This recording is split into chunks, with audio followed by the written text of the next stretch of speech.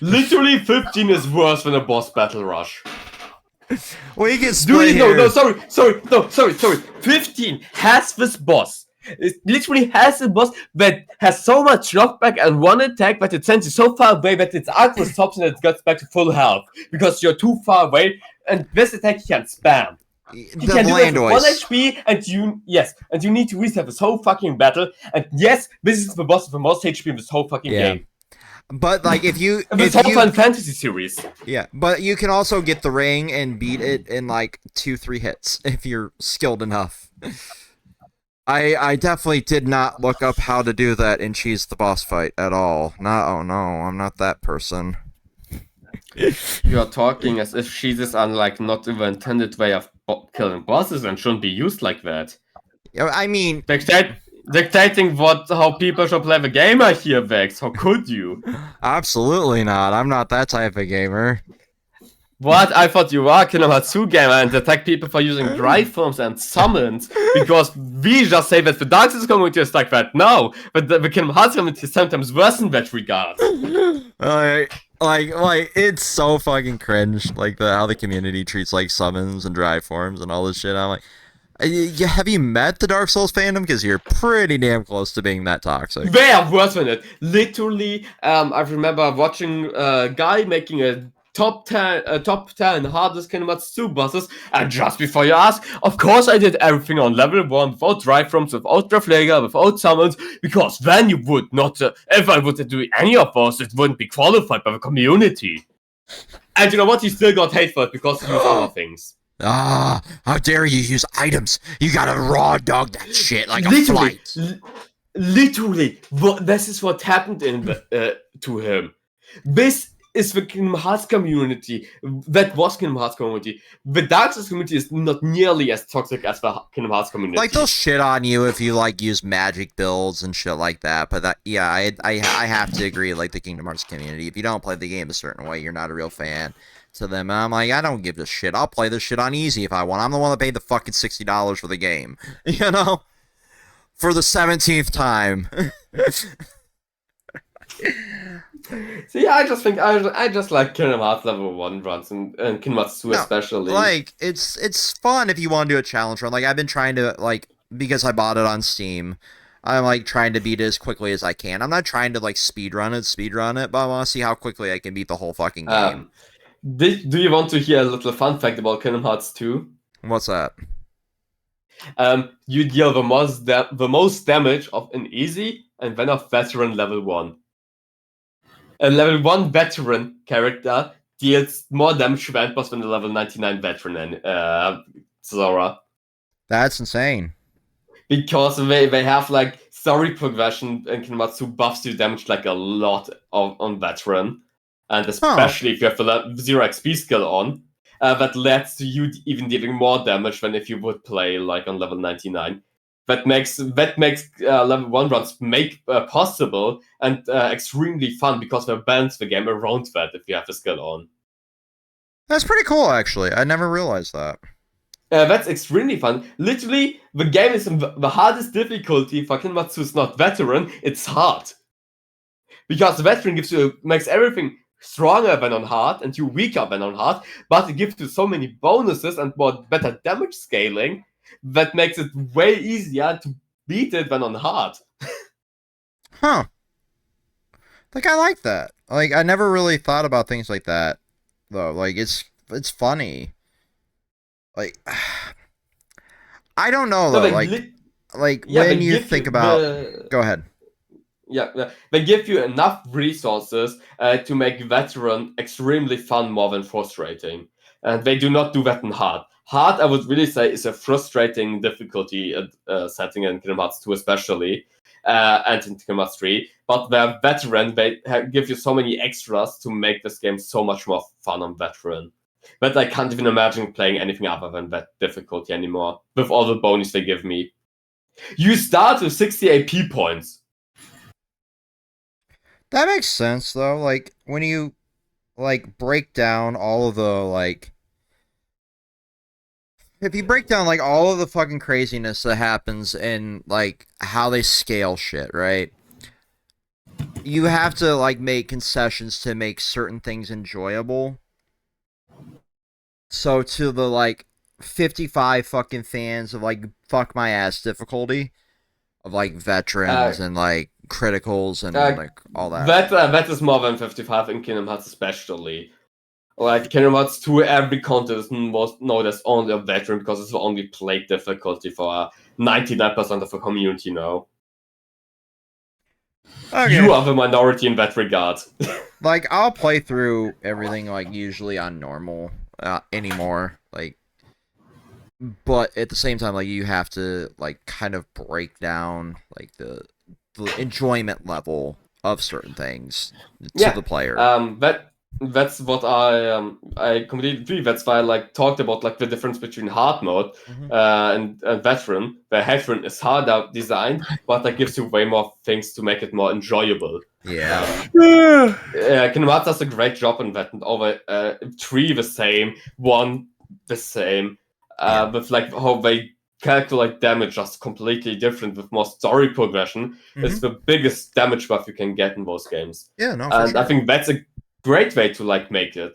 Yeah. In other words, if you this difficulty setting but also says like the game works differently and it's not that comparable anymore to the other difficulties. No, like it's crazy because like they started breaking that down in the final mixes too, like the difference between certain things, because a lot of people weren't really understanding like the difference in the difficulty, and that's something that's carried on to a lot of games, like where you see like how each difficulty affects the progression, like the difference between a proud mode and a critical mode run.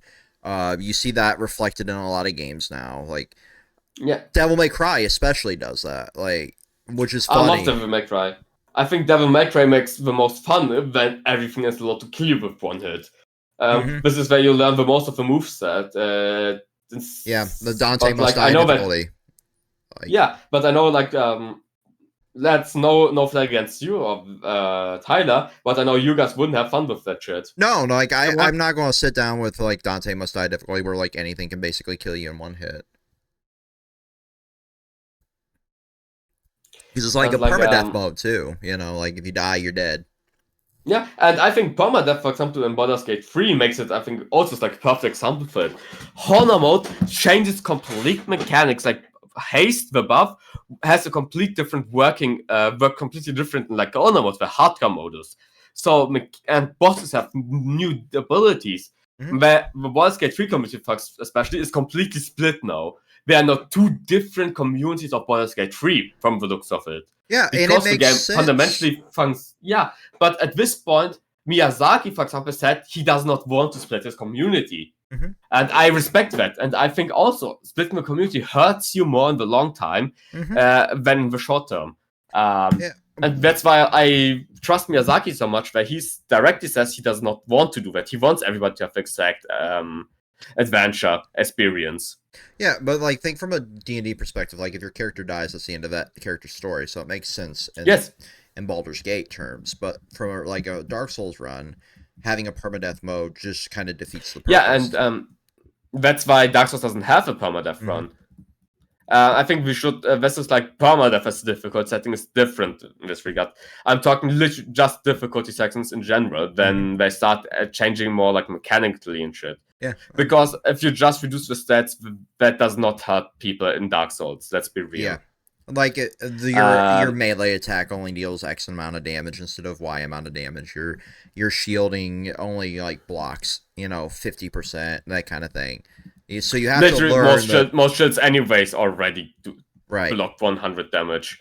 But like you have to learn different mechanics, and you have to learn how to use that magic that's a forbidden thing to most players. That's like the question: should you at that point? How would you tackle difficulty? Would you say like you want one difficulty for everybody so they can all share the experience together? The Dark Souls route, which I would do, or would you like Baldur's Gate 3, for example, SMT, Persona, Kingdom Hearts, multiple difficult settings that just split the community so much apart that those people do not want to interact with each other. Yeah, I like the multiple difficulties though, because like if you want to like just enjoy a game, you can sit down. And you can And I'm like more exact opposite opinion. I think you should not split. In my opinion, this is more like, yeah, I split my community, and I'd rather have one solid community that just works better together than parts of the community that just do not want to interact with each other. I feel like it works well Kingdom with. Hearts. I think it works well for like the Dark Souls community too, because you have that online interaction where you can also either be like really helpful or really dickish, right? Whereas like Kingdom Hearts or Devil May Cry or these other both are single player games. Yep. Yes. And so I think it boils more down to that side of things. For me, like I realize like as I get older, I'm not going to sit here and enjoy a game where I'm going to beat my head against the wall. That's why I respect the Souls games for what they do, but I don't think I'm ever going to buy another one. I think Elden Ring was my last like foray into that kind of thing. That's so sad because I think really Elden Ring is one of the worst ones. Yeah, and you've said that quite a bit, and I don't disagree with that I'll mindset. stand by it. I will die on that too. I hate open world games, and Elden Ring just shows why I hate open world games. But like, when I'm playing a game, I don't want to be frustrated the entire time I'm playing a game, right? And I definitely don't want to have a backseat chat either. That's when it boils down to like streaming it more than anything. And I think that's just the difference in what people are seeking games. I, for example, love Yu-Gi, I love chess, I love Dark Souls. I want to be challenged by games. And that's just there's the a difference between enjoyment. Challenge and frustration, right? Like there's a fine line for me though, and I think it comes to more down to my personality than Literally, yes. The line where you put frustration and challenging is per person differently. And that's why I'm not going to I'm not going to sit here and disparage like the community that enjoys those types of games because I understand that there is fun to them. I don't see it, Chat, he's only talking like that because you're on stream. Normally he always attacks me for enjoying those games. I attack you because you're you. There's a difference. There's a difference. I attack you not for your beliefs. I attack you because I hate you personally. I attack you because you dick ride the franchise. I do, and I stand by that. I like those games. I like Bloodborne. Bloodborne is the best game I've ever played. I did enjoy Bloodborne. Like that was the one of these that I did enjoy, and I think it's the aesthetic of that world too because I like that. Same. Yeah. And I am sick of medieval fantasy. Yes, very much so. I say having spent way too much time in fucking Final Fantasy 16 the last couple days too. That's why I think CZZ, the third Mihoyo product, is like the one that interests me the most just because of the setting. Unlike Genshin Impact or the other one, the second one. Honkai, yes, but like more of a sci-fi setting. I like more like urban settings that I can relate to more. Yeah, but like for me, like I do enjoy like Devil May Cry. I do enjoy like I do to an extent, I should say, enjoy Shin Megami Tensei. These more difficult franchises, but where I'm able to like have that slider. I played through God of War and God of War Ragnarok on like medium. I didn't play through it on hard. It's just a preference. I want to enjoy the story. I want to enjoy the world. I want to enjoy the gameplay, but I also don't want to play like the fuck my ass difficulty anymore. When I was like a teenager, yeah, sure, I wouldn't mind playing these overly difficult I would like to ask, if you would be a game developer, would you plan your game in mind with this will 100% split the fan base and they will not have two different fan bases to cater to who obviously don't want the same thing, or would you try to like keep them all together? Because that's what at the end of the day it boils down to. I would plan as we've seen multiple times now. I would plan to have different difficulties with different, like buffs and debuffs and shit. But I would also try to make the experiences like on par with each other as possible. I wouldn't hide like specific endings or specific details behind certain difficulties either. Looking at your Kingdom Hearts. Exactly. Sorry. I wouldn't want to hide my perfect ending behind like the hardest difficulty to alienate people to where like I'm not going to enjoy this, but I want to see the cutscene, right? The single like 3-4 minute cutscene that's hidden behind the hardest difficulty. I would make that's so dumb that Kingdom Hearts does that. As a child, I've never seen the secret ending in Kingdom Hearts 2. Yeah, no, like it was It was just choice I didn't agree with. I would make it like you have to do like X, Y, and Z to kind of get that. But I will also want to make it as hard as like Kingdom Hearts 2 would be. Like there was a lot of requirements to get it for Kingdom Hearts 2. Or you can just play if you compatible. ask me, when it comes to like 100% completion, I feel like if a game wants you to go for 100% completion, it should be challenging. Challenging is different from infuriating. Exactly. That's what you call the best example what of you this, said with frustration.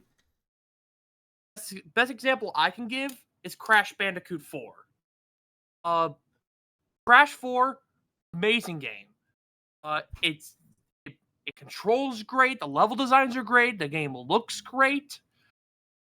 However, if you want to go for everything, but to go for full completion, you're going to be a wrinkly old corpse by the time you do that. Because the game loads in so much shit.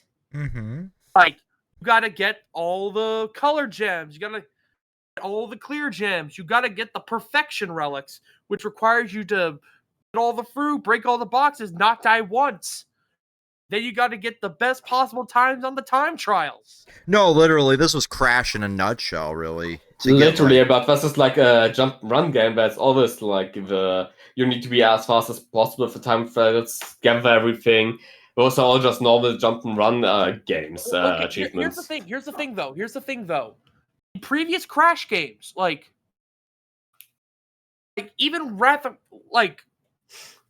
with the time trials, the platinum relics were more of a bragging right than anything. Like back at the other Crash games, every 100% saved.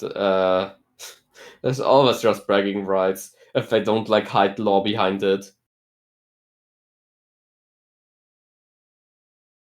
But in Crash 4, the platinum relics are now compulsory for completion. Oh yeah, no, it's I've had Crash on the mind lately. It's insane. Like, and you kind of saw that artificially locked, but with Skylanders as well, right? More choice for Bob stuff. So like, if you wanted to get like 100% of like the worlds and doors and stuff like that, you had to buy a darkness, a swamp, a fucking all of this shit, fire. I think mechanical. Skylanders a pretty bad example, I would say. But like for completion's sake, you had to have all of these things, and there was like an artificial. For completion's sake, you also need to buy every figure. Well, not necessarily. To complete the actual game itself, you had to buy like one of each of these like land types, right? It's been so long since I played fucking Skylanders. I don't remember like how they. I like, have deviated. never played Skylanders. Okay, so, even as a child, it looked like a scam to me. But like you had to have that, and it seemed like they were also going to force into the new game that they were working on some sort of that mechanic of like artificially inflating the like difficulty to 100% complete as well.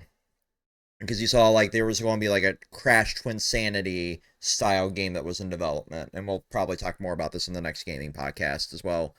But I just found that one like really odd that they want to like force this artificial difficulty into things now for completionist sake.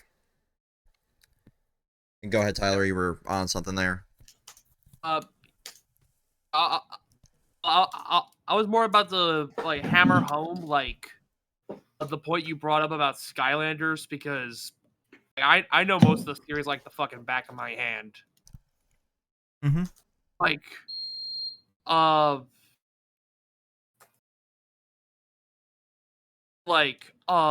I think I'm trying to think of like a more modern game that does like completion well. I like Kingdom Hearts 2 to do it. That's not a modern game, but I really like that they give you like a crown on Zora's head that like shows it like aesthetically that you've completed the achievements. Yeah, that's a good reason, to like go through and complete like 100% Yeah, of the shit. especially like in hard mode, like veteran, you do not need to like do everything to get like the secret ending. Mhm. So this is literally just like, yeah, you did a good job. Here, this is for you. You are a king. Mm-hmm. I like that. But like That's a for like an example of like modern-ish, like if you, I do, it's not don't even play like enough modern. modern games for this. It's not even like modern. Like it was a 360 game, but like you got the like auditory cape for getting all of the fucking feathers and shit in Assassin's Creed 2, right? And like Mhm. not, and I know Ubisoft is, you know, a split community at this point, trust me. But like the fucking We craziness had for the we craziness for talked the, about it. yeah. Go on. I won't interrupt you this time. Like the craziness, my alarm was going off there. I'm like, what the fuck was that noise? But like It wasn't me. It wasn't me this time. no, like the fucking craziness of that is like this was an era where like you didn't really have like you had a degree of like YouTube tutorials and shit, but like a lot of it you had to kind of plot your way to get these feathers for yourself too, because some of them are like really awkwardly placed and you might miss the jump, and if you miss the jump you might fucking die. So you also had that like feeling of accomplishment too, like that feeling of like you actually achieved something without the like need to like go through and it ream you the entire time you're doing it. And I always like the like feathers and the like lore challenges up to a certain extent for the Assassin's Creed franchise until like it got to the point where it's like your modern RPG style where like you're following the Far Cry method of like you have this bullshit, you know, overly complex world, you're revealing the map points, etc., etc. And then there are 1,000 fucking objectives inside that one little map point to artificially pad the game out. Like you have to get all like 90 of these chests, and you have to explore this thing, and you have to beat this one overpowered enemy, and you have to clear the base and do all the things to like, you know, make this like 100% complete in this biome, right? I like that we went from like talk about difficulty in games to like completion games. There's of course a combination with those two, and I just found it funny. Yeah. Um, And like Assassin's Creed, was- you didn't really have like a difficulty meter either. You just yeah, kind of, you know, had the thing. You went through and you did the objective. You stabbed the Templar. You beat the Pope up with your bare hands because fuck the Pope. I found it difficult. Yeah, I find it funny. Some games also have like a difficulty rating where they don't even need one. Mhm. Like visual novels, especially. Why do visual novels have a hard or an easy mode? What's the difference? No, like literally, Tyler, explain me what the difference is between Danganronpa on easy and hard. I don't really take Danganronpa on hard, but Isn't it just the number of truth bullets? Literally, that's you are not allowed to. more like how hard it is to get your truth bullets to go through. It just means more shit gets in your way. Yeah, why do have visual novels like that have a fucking difficulty setting? It's literally just so people can be pretentious. They look at me, I've played it on hard, I'm better than you, and that's literally what happened with the Danganronpa subreddit at one point. Like the only reason I know like a lot about Danganronpa is because one of my former partners was like super obsessed with the world and like the characters. Like they were a Nagito simp. Same, literally the same happened to me. My ex was so in love with Danganronpa that I had to like watch play those games so she can show them to me. And like I don't mind the franchise. I just like I'm not a big visual novel person either. So like Same. I hate visual novels with a passion. I like the art style. I like that the Danganronpa oh no, artist like made literally. a lot of a lot of Fate Grand Order characters. And that's I pulled for them. I have a few of them.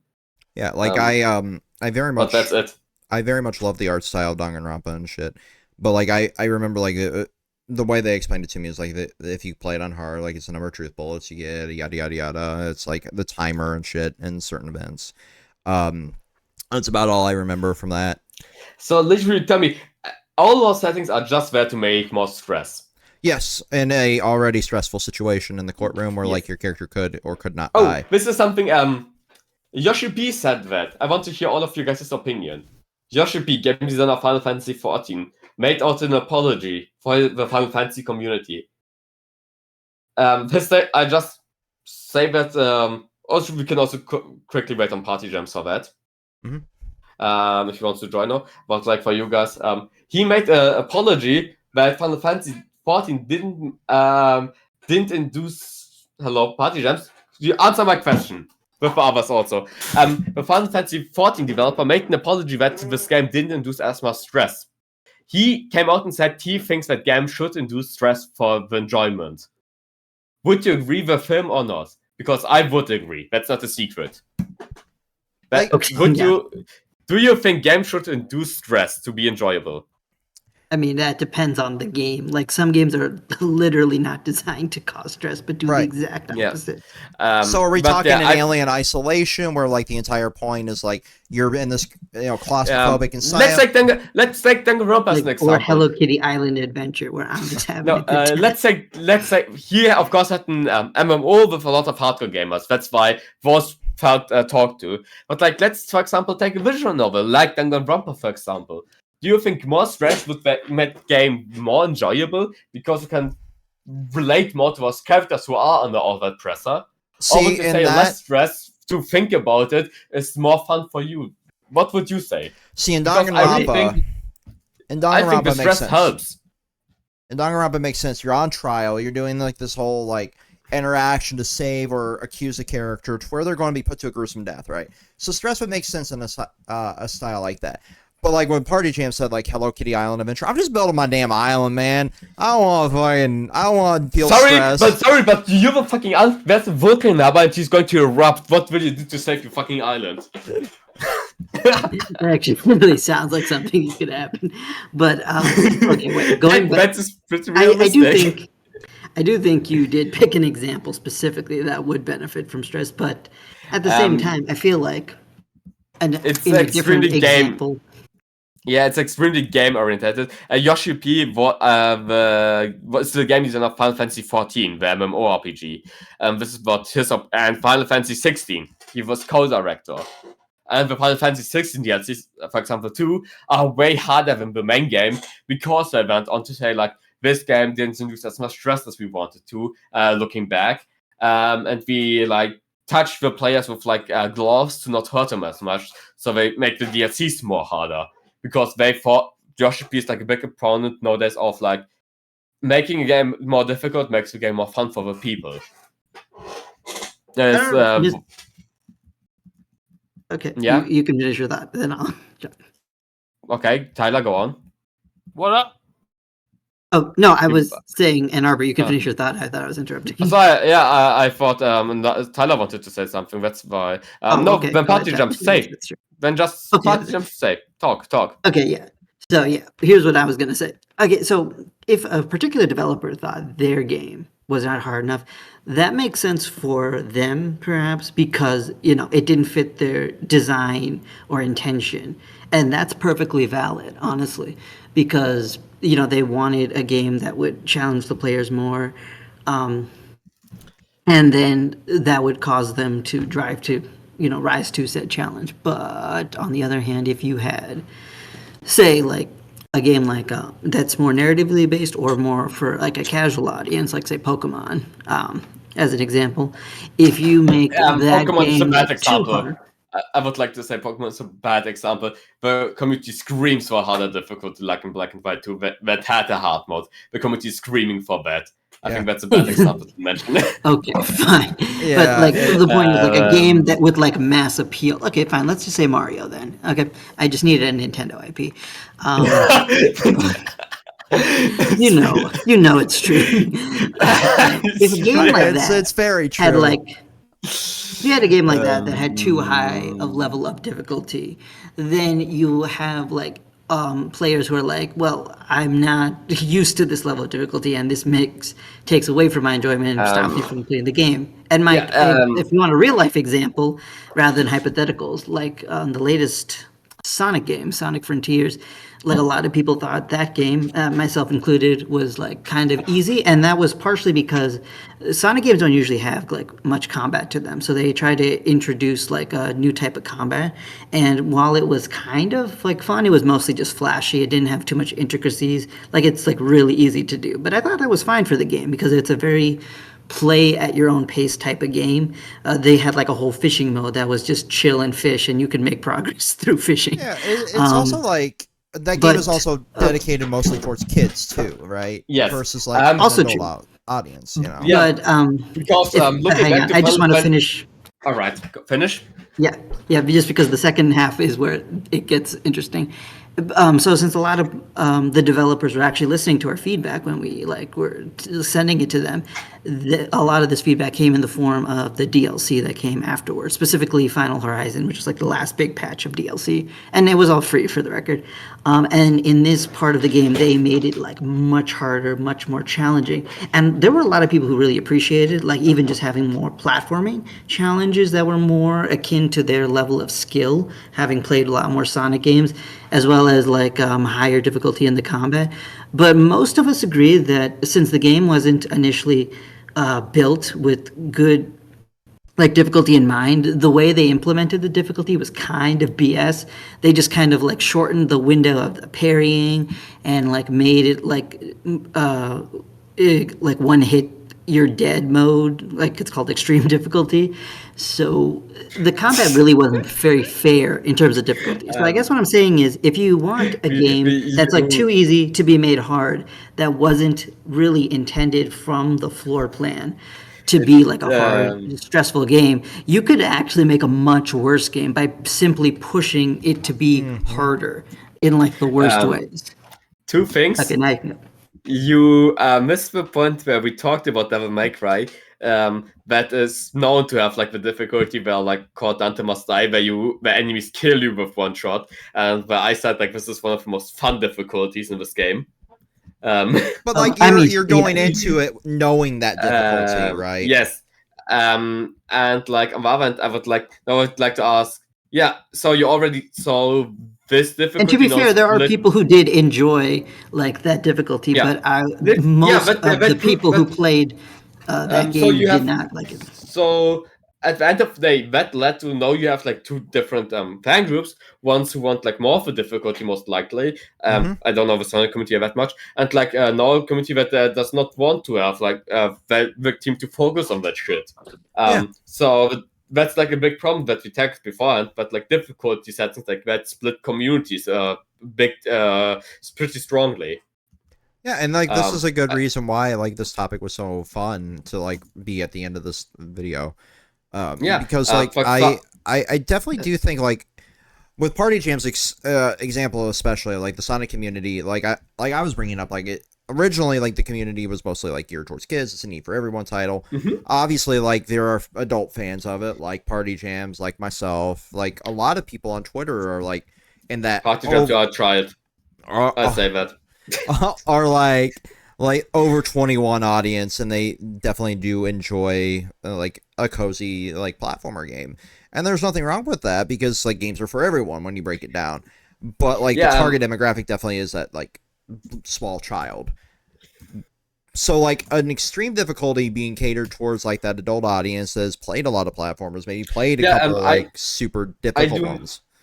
My main topic is not to talk about like is it bad to have like difficulties, because no, it's always like great for like people. But my main question is like, is it good for like the difficulty? Because that's what many difficulty settings do, is to split communities. And is that a good thing, to split your communities, that you have different groups of people who want different things, that catering to all of them is sometimes extremely hard, if not impossible. And if that's a good thing to do. The question is not should there hard and good easy games exist. That's not the question. The question is should we have sets in between them that hurt most often game communities more than they help. So like I have a very different example of like how this is very much in my zeitgeist of bullshit right now. So I play Fortnite. I know, cringe. And you said that, not me. I knew it was coming because it's you. So right now, anytime we have a collaboration season, anything that's fun is immediately shit on by the like professionals, like the ninjas of the world, the Nick A30s of the Good. world. Yes. So like they end up nerfing said fun thing into oblivion. So like this season you had the fucking War Machine turret, you know, the Iron Mountain turret, the Captain America shield, the hover pack, and the gauntlets for the Marvel collab. Every single one of those got nerfed. They even disabled the hover pack in the competitive mode, which is something they could have done from the fucking beginning, is just disable these all in competitive if people don't want to go up against them. And, you know, these tournaments are like usually for a prize pool, right? I understand not wanting to have like quote unquote broken items in a prize pool, you know, like a competitive tournament where you can actually win money. That makes sense, you know, if it's like not fun or not fair to certain people that, you know, want to go and play those types of modes, disable it in there. Let those of us that want to have fun with it have fun with it in the casual modes, like the regular zero builds, the regular builds, you know, that kind of thing. But like already, then you're saying if you want to switch from like the casual to like probably you need to learn a different game with different skill sets. It's already you're like saying it's important that those two are not comparable to at that point, and that's not what they want. They want they want the an best even example would be if all competitors would go pro. That is the best end for them. yeah, So but that's then why you're they do also this, very make the much same for telling all. like then you're also very much telling your very big money pool of like 10-year-olds that steal their daddy's credit card, like, oh well, you gotta get good scrub because you're also going to be going up against like competitive players constantly.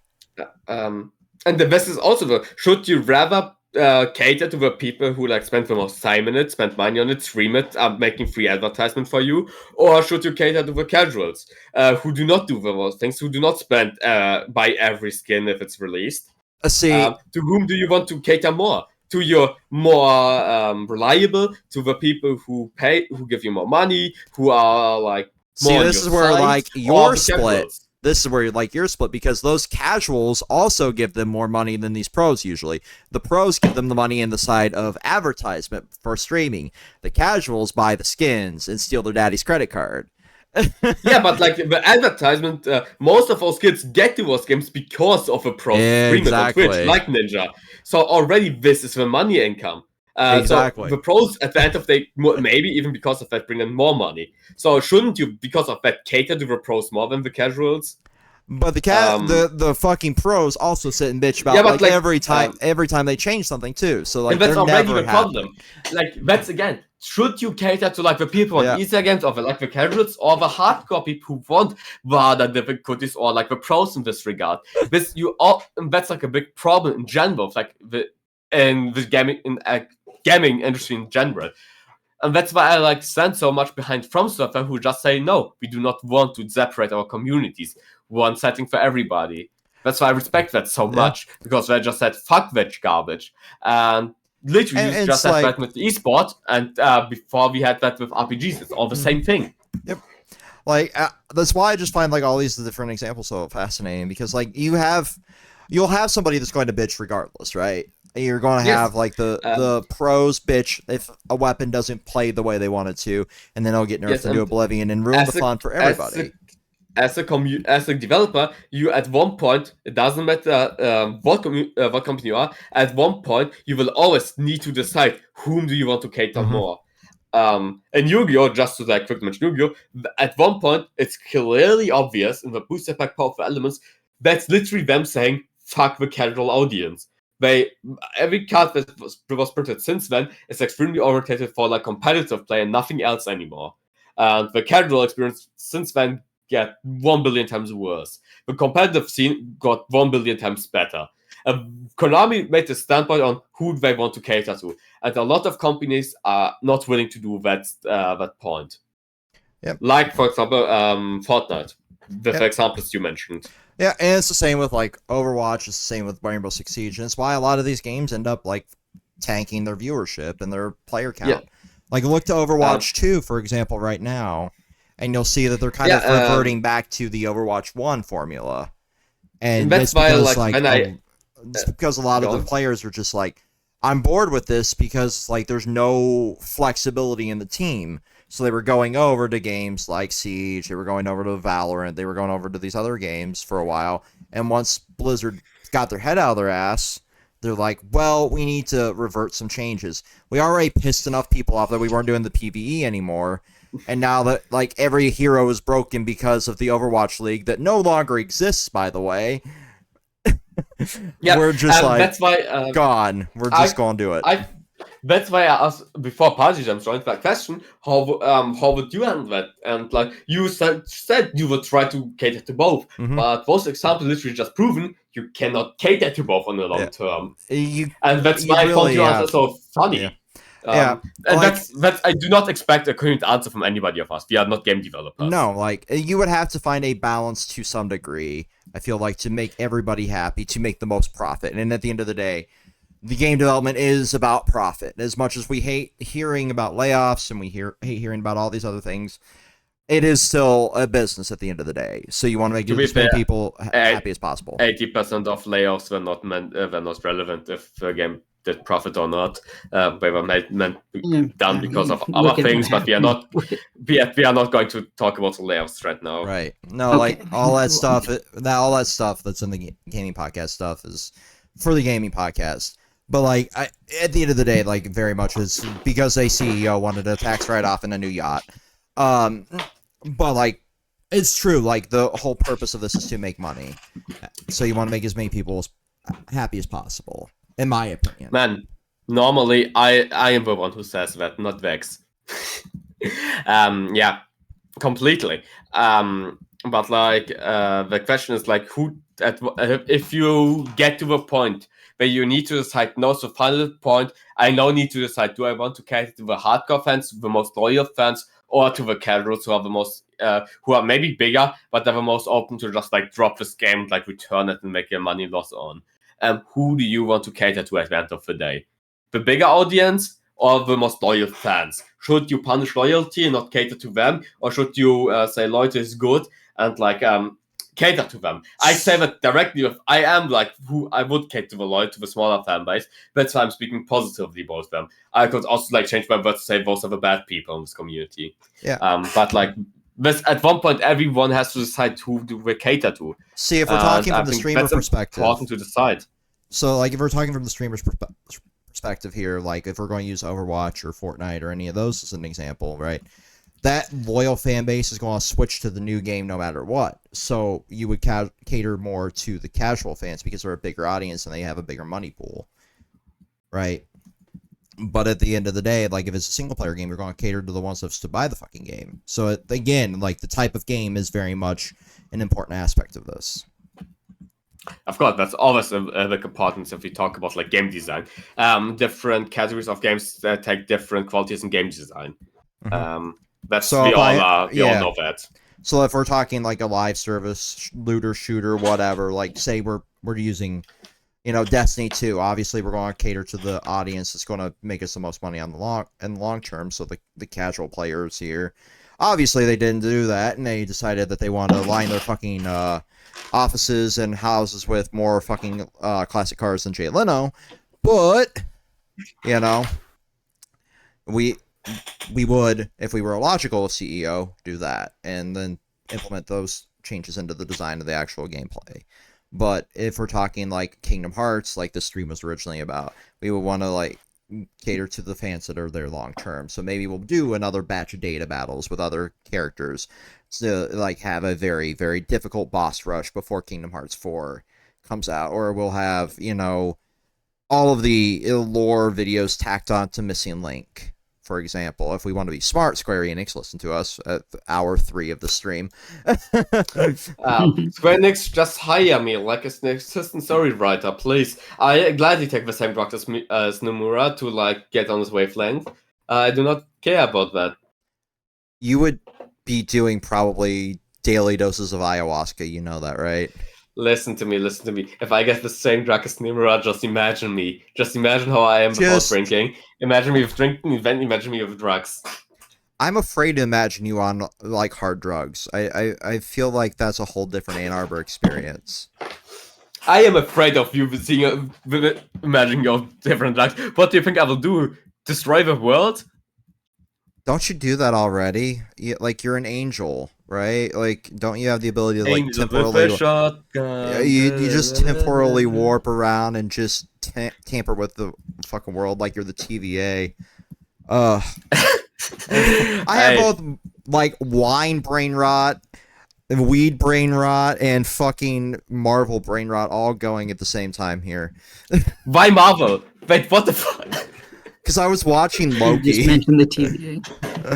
I was watching Loki before this. I did want to answer the question that Ann Arbor Go did ahead. bring up earlier with the core audience and That's casual. me. Because, like, speaking as like someone who plays Nikkei, like that's been a conversation that we've had like in our community where because Shift Up has like recently released Stellar Blade and also became publicly traded during that period of time. And so there's like this huge concern that now that they become publicly traded, they're going to have to be more concerned about, stockholders and their concerns. And of course, they don't understand anything about games or the audience that Shift Up has. Meanwhile, if you play Shift Up games, like they very much are aware of the kind of audience they have and how to cater to them. So in that sense, I feel like based on my own experience, yeah, pretty much. In my experience, yeah, you definitely need to like keep your core audience like the most happy at the end of the day because they'll stick around with you. I guess it's just that for me, most of the communities I'm a part of, I would hope that the core audience does not value difficulty the most because that's not what I value the most in my games. So I guess that's the difference because while I would definitely agree with you that the core audience needs to be like the most catered to stay alive as a brand, I also just wouldn't be part of the same type of core audience as you, I guess. Yeah, I mean, I am. To be fair, I'm also like a huge chess fan, but like I'm a huge competitive person. That's why I like competitive games a lot. That's why most often I am a big part of the like core audience because I like the competitive aspect of games. I grew up with chess and shit like that. I guess my parents were for that. But like, yeah, I understand your point, of course. At the end of the day, nothing of both sides are correct as an argument. I just wanted to hear different opinions on that aspect because that's something I often thought about, like reading the game podcast tags or like when we talk about things. Because I think that's really important to like mention. Who do you want to cater about? See, there's also the secret third Konami audience. There's also the secret third audience. It's the one where you cater to the people that only live for one particular game, so you milk it 8 times, like Bethesda. Wait, listen. That's if you have that choice, always do that choice. That just makes the most money. That's Skyrim, the infinite money printer. It's coming soon to the PS6. That's the golden goose. Of course, no, because like at the end of the day, there's no answer. I just after many discussions we had like in Discord chats and other things, I think it's surprise British. I just found it, surprise British. I just found it interesting to like hear you guys' opinion on that. I think that just in general is an interesting topic. Oh yeah. And I like to hear you guys' opinion on that. I try to attack like logic questions like that from the business perspective of things, having worked somewhat adjacent to like businesses like that. But I also do realize, like, as the gamer myself, I would want to be the one that is catered to the most as well, And I sit here on my throne bitching and moaning about Fortnite changes, knowing I am also the toxic asshole that pisses off the pro players with the shield and the fucking hover pack and just infinitely spamming it. And I'm like, oh yeah, right. I'm the one that was pissing off the ninjas of the world with this, so I understand why they don't want to see it constantly spammed, on that side of things. But yeah, it's a very good like question to kind of round this up as we try to span into like the either Total Drama reboot or Power Rangers here off stream. And also downloading this archive from Twitch will take 67 hours because Twitch's encoding is absolute dog shit. I love you, Twitch. Please, please don't ban me. Twitch, hire me. I'll make you better encoding system. So Please Ben hire 10 me. Ultimate Alien video is coming Sunday. Yep. Oh God, Check it yeah. out I'm looking on, forward to that. Luke's channel. It'll also be I'm archived. shelling. Yeah. It'll also get archived on this on the main channel too. I still need to make a thumbnail for another video. I'm the And that wasn't. You can That see was we're always another busy. case of an album and Dex are drunk and like each other drunk more than sober. With that, I thank don't you, know. everybody. I don't know if that's true, considering how Thanks, much we everybody, yell at each for- other. To be fair, we yelled less on each other drunk than sober. That's true. With that, everybody who tuned in, thank you for tuning in. This will be Vex will upload 2 videos, one with a gaming discussion, one with a Kingdom Hearts thing. Yeah.